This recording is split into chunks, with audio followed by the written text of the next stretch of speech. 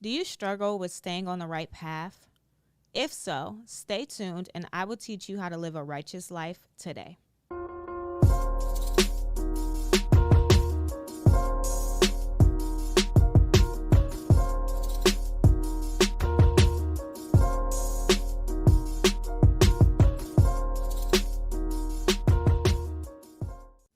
What is going on, everyone? We are back for another episode of Prospering with Christ. I hope that you had a wonderful week last week, and I hope that this week will be just as amazing to you as well.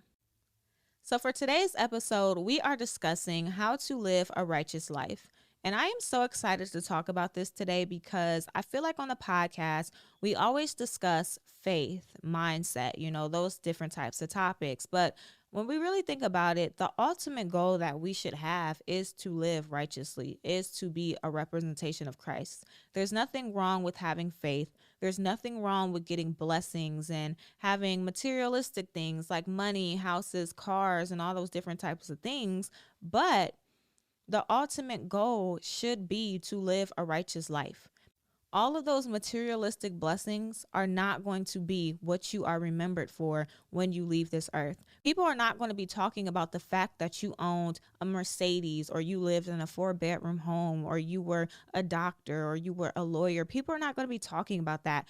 They're not going to be talking about the fact that you were married. They're not going to be talking about how many children you have. What people are really going to remember you for are the memories. And the memories are created through your character. The memories are created through the type of person you were. The memories are created through how you lived. And that is what's going to matter. There are too many people who are focused on all the different blessings that they want to get from God, but you're not focused on how you live. You're not focused on how you act. You're not focused on how you treat people. You're so focused on the outside and you're not looking in. And God is saying there's nothing wrong with those blessings. There's nothing wrong with having faith and believing Him for things that you desire. But what you really should be desiring is to live a righteous life. What you really should be desiring is to be a representation of Christ. And I completely understand that this is hard because we live in a sinful world. We live in a world that is full of temptation. It's full of people who are living wrong and doing all the wrong things. And at the end of the day, we are human and we do have a flesh. And it's so hard for us to resist our flesh and not give into those temptations and turn to God. But it's something that we have to do. As Christians, God called us to lead. We are here to lead the people who are lost. We are here to guide the people who don't know the way. We are here to be leaders on earth. And so although it's hard to resist it, although you don't see too many people who are resisting temptation, too many people who are doing the right thing, too many people who are living righteously, you are supposed to be the leader. You are supposed to be the first one. You are supposed to be the person that everyone follows, which means that although you don't see it, you have to be it. We are supposed to be a representation of what being righteous is. We are supposed to be a representation of what being godly is. We are here to show people the way. And it's time for us to stop being mediocre Christians. There are too many of us who focus on doing things for God, reading our Bible, praying every single day, going to church every single Sunday, tithing, giving our offerings. We're so focused on that, but then we go home and we live a life of sin. We go home and we mistreat people. We go home and we fornicate. We go home and we do all of these worldly things, and nothing in our life proves that we live for God. Nothing in our life proves that we know God. We don't need to just prove it with the things that we have. We don't need to just prove it with the materialistic things that we possess. We need to prove it with the way we act. We need to prove it with the way we live. The way we act and the way we treat people behind closed doors matter. And so my question to you is, are you living righteously? Are you being a good representation of Christ? Are you leading people to Christ? There's this saying that I heard many years ago, and it is so true. The saying is, you are going to be the only Bible that some people read. And what that means is some people on this earth will never pick up a Bible and read it a day in life. But they know that you are Christian. They know that you know God. They know that you go to church. And what they're going to do is they're going to view you and they're going to create an opinion on God based on your life. They're going to create an opinion on God based on how you act, based on what you say, based on how you live, based on how you treat people. And if you mess up and you are not representing him, they will judge God and want nothing to do with him. Sometimes people's decision to follow God is going to be based on you. If they see that you are righteous, if they see that you are different, if they see that you live the way that you're supposed to live, sometimes it will intrigue them and make them want to follow God, make them want to learn about God, make them curious about God and turn in his direction to see what is up. And so many of us have been turning people off instead of turning them on. And then we like to say, well, if they really love God, they wouldn't try and base their opinion on me. Sometimes if they have no connection with God and they have no desire to know him, you are going to be the first thing they look at because you are the only thing about God that they know. And the way that you are is going to determine if they want to know more. And we are making them not want to know more. And it's time for us to stop. It's time for us to practice what we preach. It's time for us to start being leaders. And it's time for us to start becoming a good representation of God. So before we can learn how to be righteous, we first need to understand what is blocking us from living righteous. Why is it so hard for us to do the right thing? If it was easy, we wouldn't be having this conversation. If it was easy, many of us would be doing it, but clearly it's hard. And we have to understand what is making it hard so that we can tweak those things and get them out the way so that it can become easy to live righteous. And the first thing that makes it hard to live a righteous life is the people who are influencing you. If we're being honest, a lot of people who were in our life in the past is still in our lives today.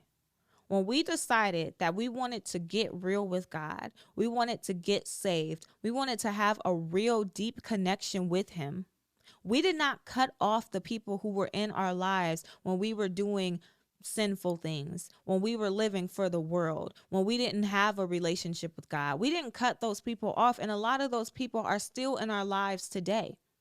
And those people make it very hard to live righteous. Why? Because just because we made the decision to have a relationship with God does not mean that those people made the decision to have a relationship with God. Some of those people are still doing the same things that we did 10 years ago, that we did 20 years ago, that we did 5 years ago. And so when we get around them, they influence us to do bad things. They influence us to fornicate. They influence us to drink, to gamble, to hit the clubs, to do all these things that we know we shouldn't be doing. And because we still have a flesh and we still have human temptations, it is so hard to resist giving in to those things. It is so hard to resist when the temptation is right there in front of your face and all you have to do is grab it. It is so hard to make the decision to turn away and turn to God instead of giving in to what these people are offering us. And don't get me wrong, these people are not purposely influencing you to do the wrong things. It's just that this is what they know. They never had a desire to do anything different. They never had a desire to turn to God. They never had a desire to do the right thing. These things are their character. They are used to sleeping around. They are used to partying. They are used to drinking. They are used to gambling. This is who they are. So they're not purposely trying to get you off course, but they can't help you do better when they're not even trying to do better themselves. They can't give you what they don't have.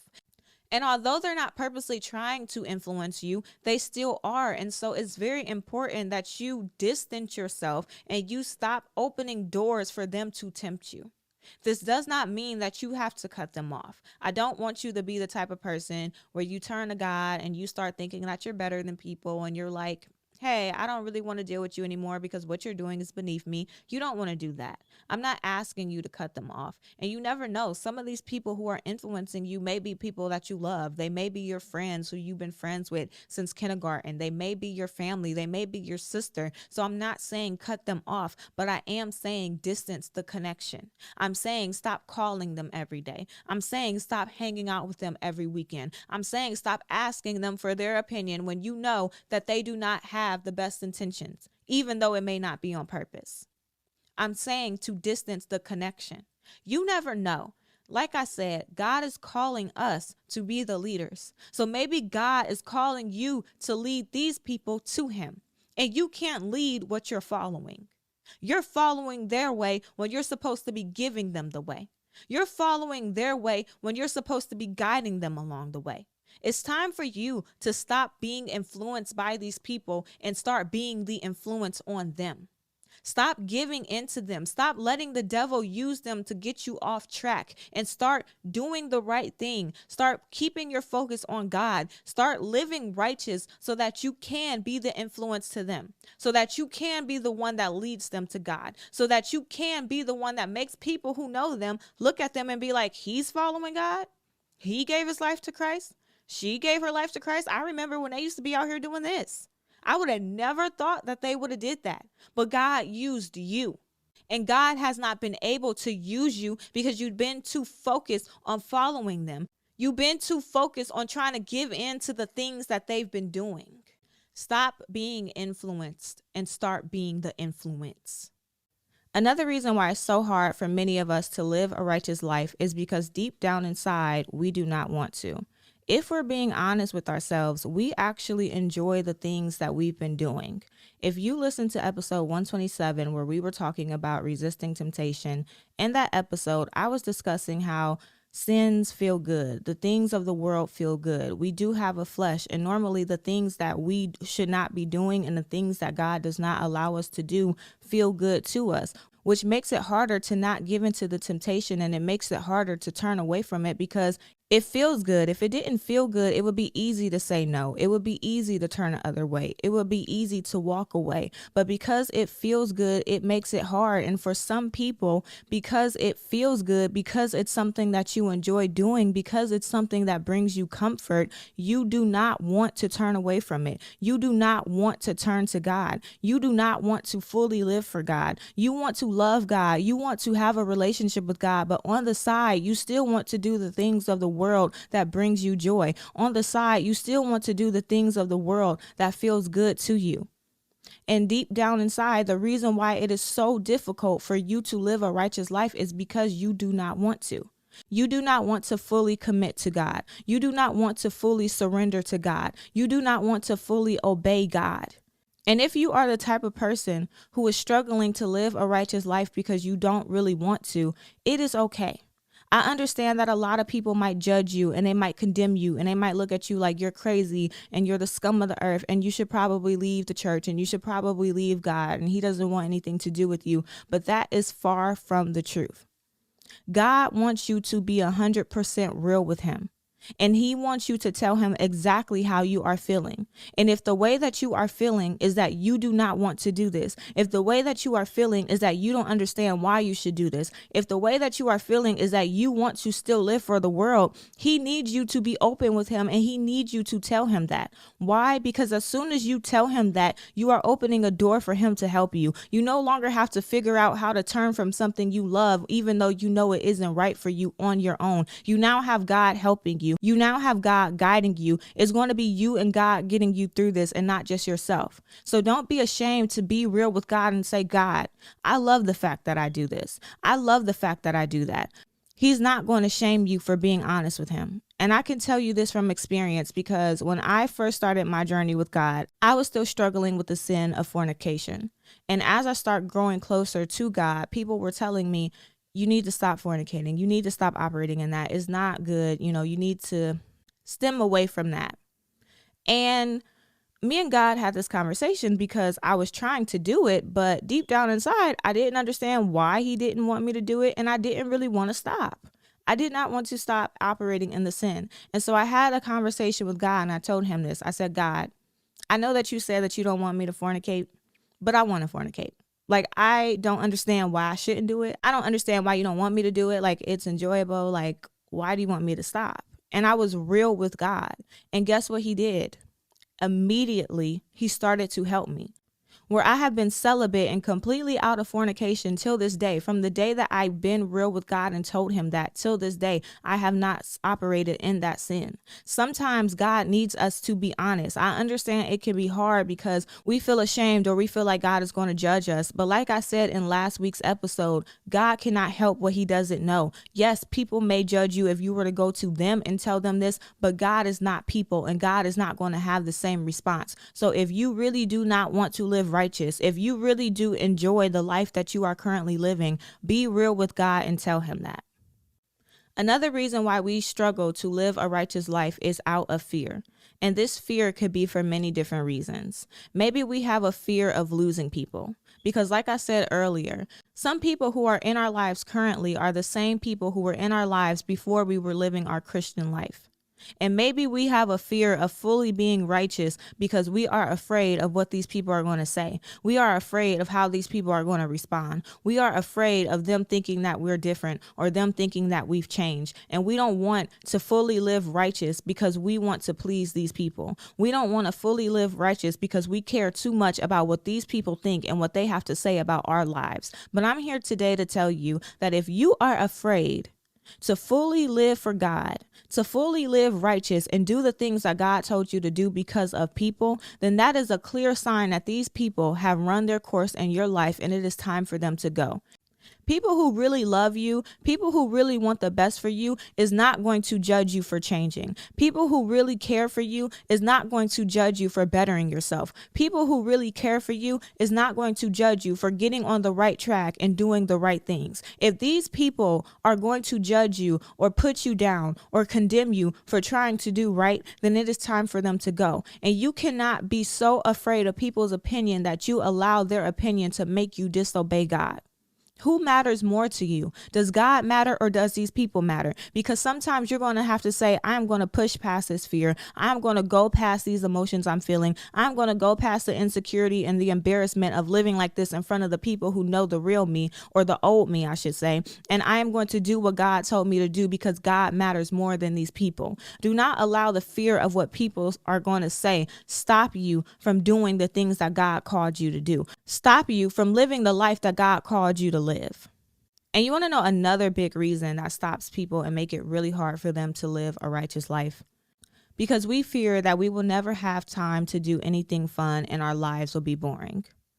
There's this misconception that once you become Christian and you turn your life to God and you start living a life that is pleasing to God, that your life has to be boring. You are no longer allowed to do anything. You are no longer allowed to wear certain things. You are no longer allowed to act a certain way.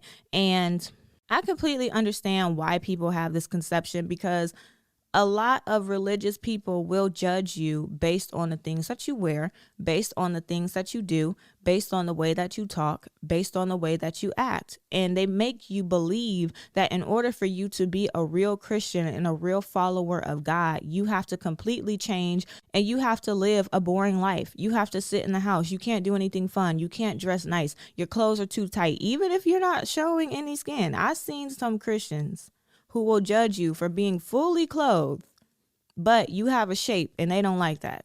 So I completely understand why some people have this misconception that once you start following God and living righteously, your life is going to become boring. But that is further from the truth.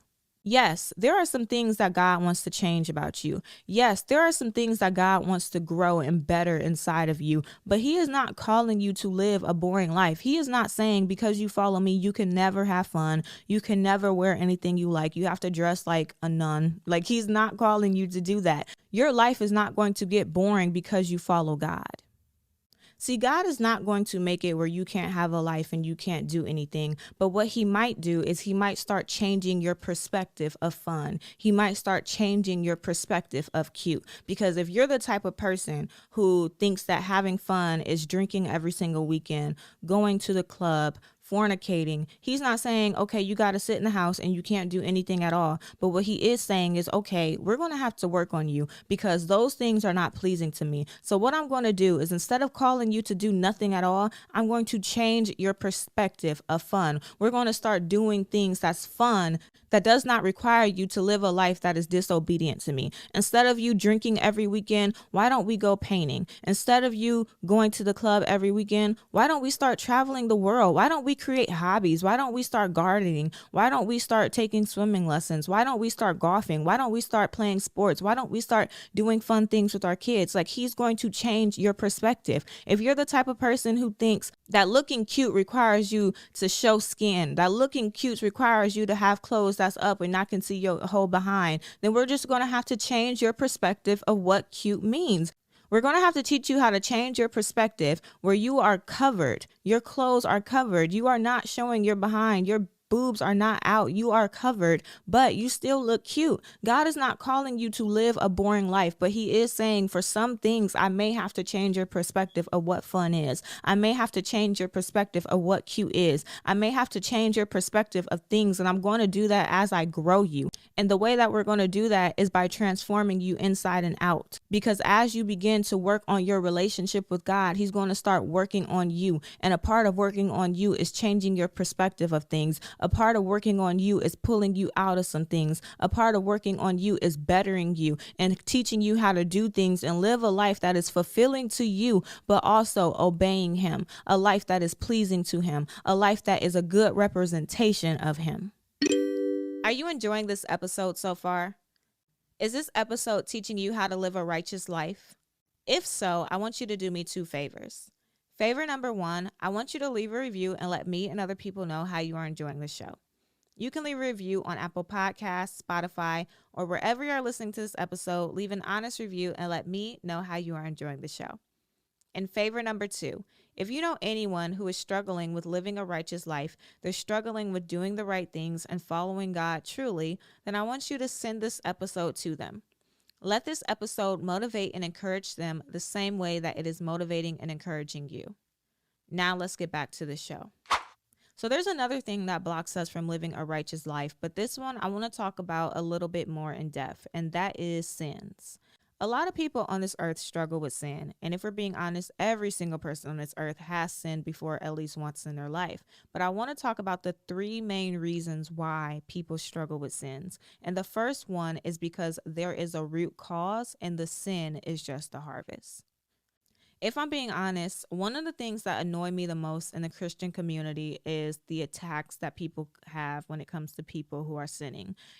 You see someone who struggles with being gay. You see someone who struggles with fornication. You see someone who struggles with lying, and you kind of just condemn them and say, you can't sit with us. You can't come to this church. You can't come to this Bible study. You can't be around us until you stop sinning. You're the worst person on the earth. Like, ew, you're a sinner. I can't help you. I can't do none of these different things. And you just judge the person because you see the harvest. The harvest is the sin. But what you fail to realize is that that sin is connected to a deeper root. There is a root that is planted in that person, and the person does not know how to deal with the root, so they harvest the sin. The root produced the sin, and you're focused on the base problem instead of looking deeper to figure out how can we dig up this root and get rid of this root so that the sin can fully go away. What does that mean? I'm going to give you an example. You might see somebody who struggles with fornication. You might see somebody who sleeps around. You might see somebody who has sex before marriage and now they're pregnant, and you judge them for the sin. But what you fail to realize is that person has daddy issues. What you fail to realize is that person was rejected from their father when they were 5 years old. And that rejection developed daddy issues in them. Until this day, every single time that they sleep around, they are looking for love. They are looking for a love that they never got from their father. You want to judge the person who lies all the time, but what you fail to realize is that they have a spirit of rejection. They were rejected by their mother, and so they lie for attention. They lie for attention because they never got over the fact that their mother rejected them. You want to judge the woman who struggles with gayness, but what you fail to realize is that she was molested as a child by a man, and that made her hate all men. And so she grew up and she was confused because she never dealt with the trauma of being molested. And now she hates men and she doesn't want anything to do with men. And then it confused her and made her think that she likes women. This is not the case for every single person who sins, but for a lot of people, there is a root to the reason why you do what you do. There is a root to the reason why you can't stop sinning. It's deeper than just, I don't want to. It's deeper than just, it feels good. Sometimes the sin is connected to a trauma, and the sin is a trauma response. The sin is how you cope. The sin is how you deal with it. And there's so many people who would rather just sit here and judge what they see instead of looking deeper to the person and asking, why do you do this? I just want to judge you for doing it instead of saying, why do you do this? Why do you sin? Why do you struggle with fornication? Why do you struggle with gayness? Why do you struggle with this? I'm not asking the right questions. I'm just judging because I don't understand how to help you. And there's so many people who are listening to this or watching this where you may be sinning because your sin is connected to a root trauma. And in order for you to fully overcome that sin and live a righteous life, you're going to have to deal with the trauma. You're going to have to deal with the parts of your life that you hid because you don't like talking about it. You don't like talking about how your dad walked out. You don't like talking about how your mom used to abuse you. You don't like talking about the fact that you were assaulted. You don't like talking about all these things that happened to you. But if you really want to live for God, you're going to have to heal from them. Why do you think that when you grow with God, one of the things that God does to help you grow is to overcome things that happen in your past? He helps you to heal because he knows that as long as you are holding on to this, you can never do what he called you to do. As long as you are holding on to this, you can never become who he called you to become, because as long as you still have this deep-rooted trauma, you're going to turn back to fornication to cope with it. God is saying, if you want to follow me, God is saying, if you want to live a righteous life, you're going to have to learn how to overcome the root. You're going to have to learn how to heal from the root. You're going to have to let go of what happened. And you can't let go by continuing to hide it behind the sin. You're going to have to learn how to deal with it without operating in the sin. Stop lying. Stop fornicating. Stop giving into those thoughts that you don't know who you are or you're gay and all these different things. You're going to have to deal with the root problem.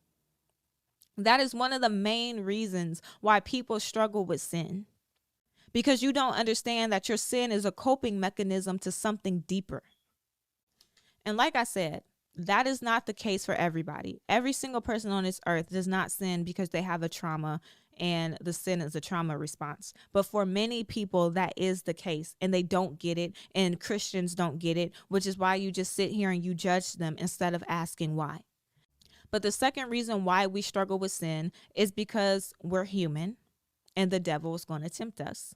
The devil knows that we have a flesh. The devil knows that these sins feel good to our flesh. And so because he sees us trying to do the right thing, he's going to tempt us with what he knows feel good to us.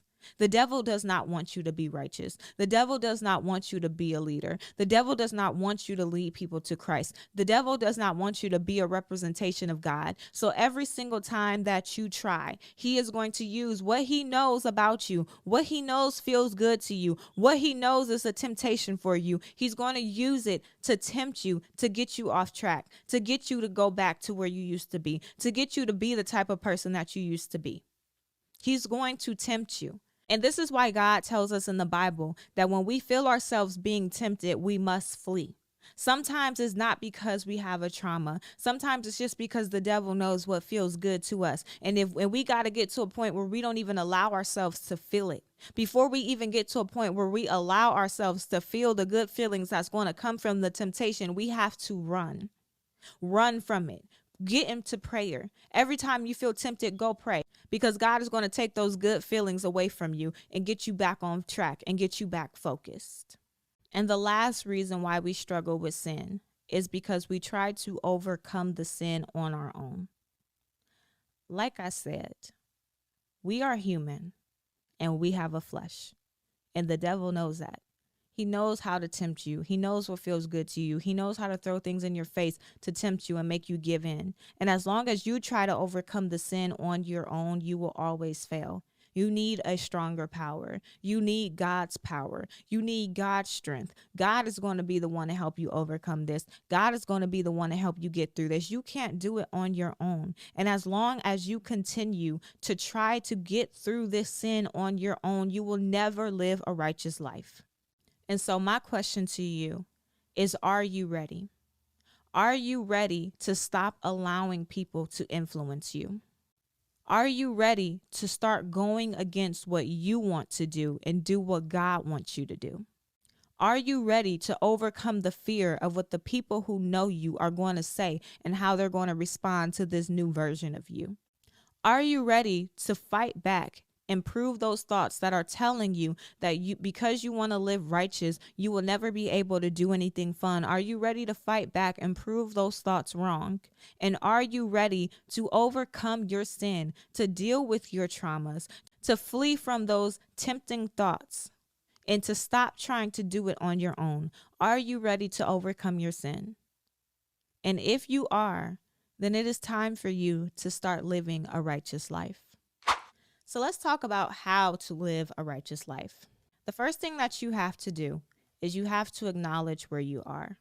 If you listened to last week's episode 129, where we talked about becoming vulnerable with God, this should be extremely easy for you. You need to get with God and you need to tell him where you currently are. What is stopping you from living righteous?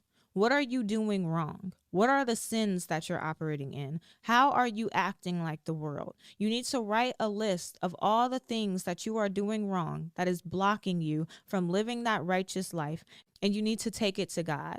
And when you take it to God, your key purpose is to say, God, this is stopping me from living righteous. I'm struggling with fornication. I'm struggling with identity. I'm struggling with lying.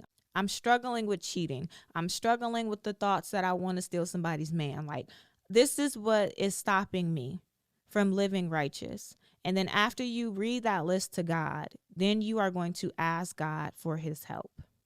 The second thing that you want to do is you want to start spending time with God.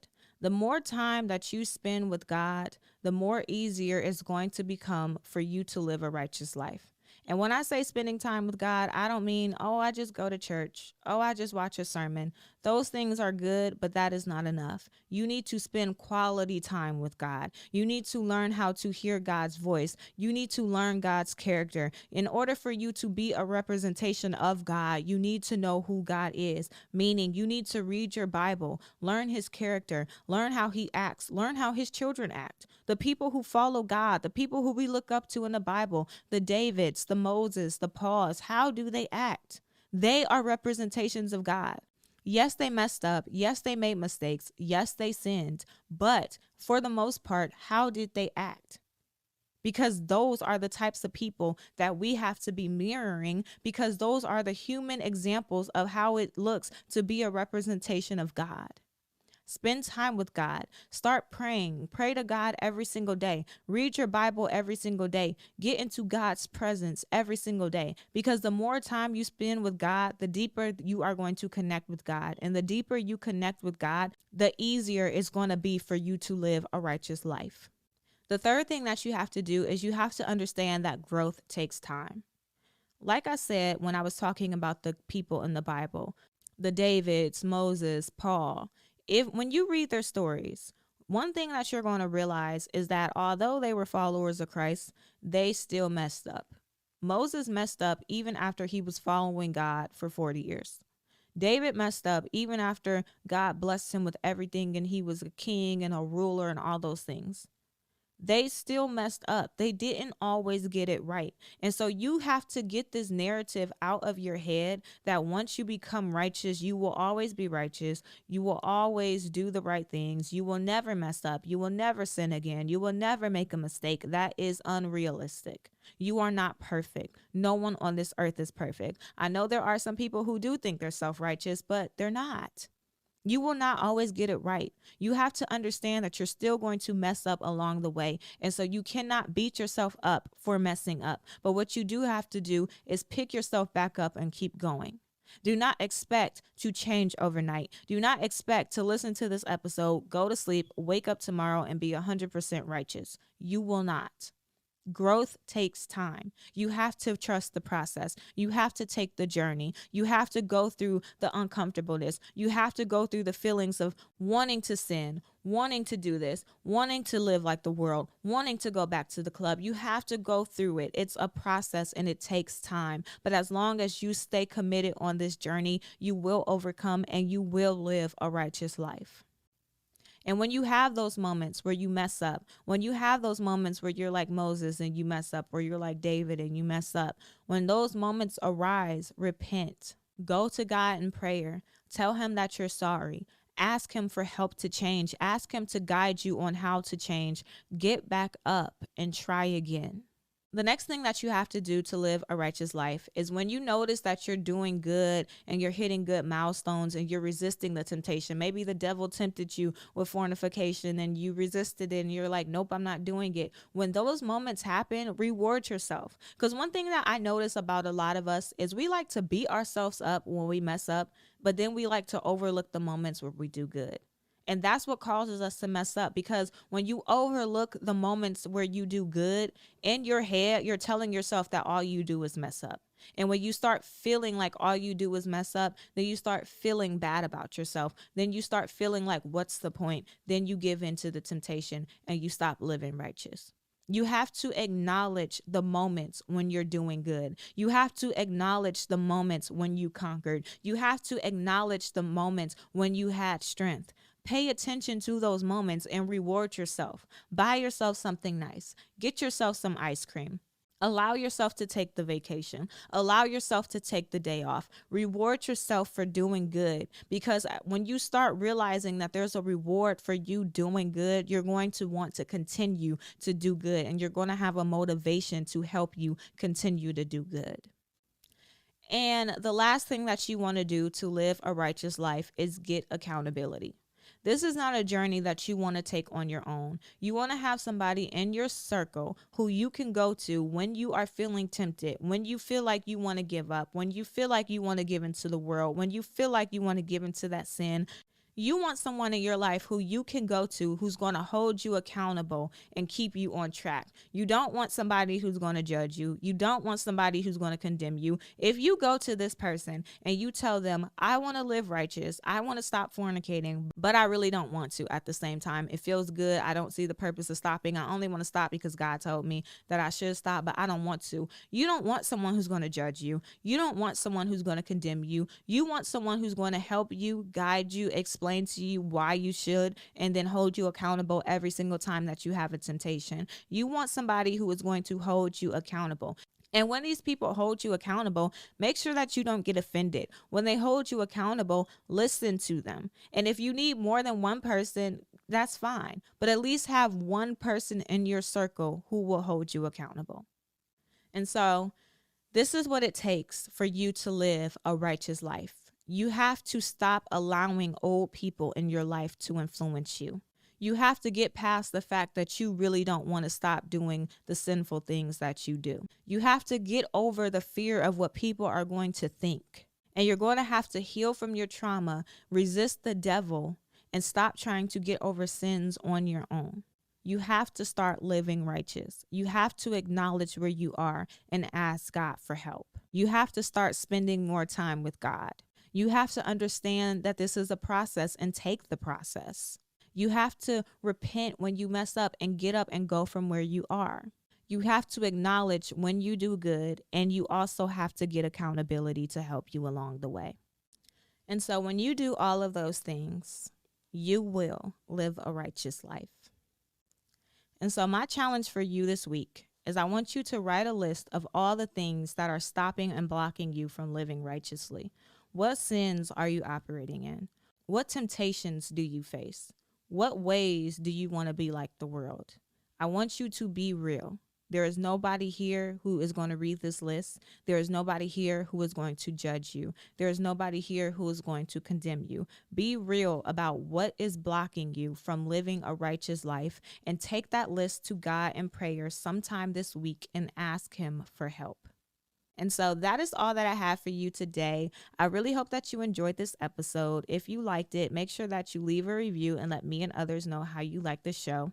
Also, subscribe so that you get notifications every time a new episode is uploaded. And follow me on Instagram, YouTube, TikTok, and Facebook at Prospering with Christ. But that's all I have for you today, and I will see you next week.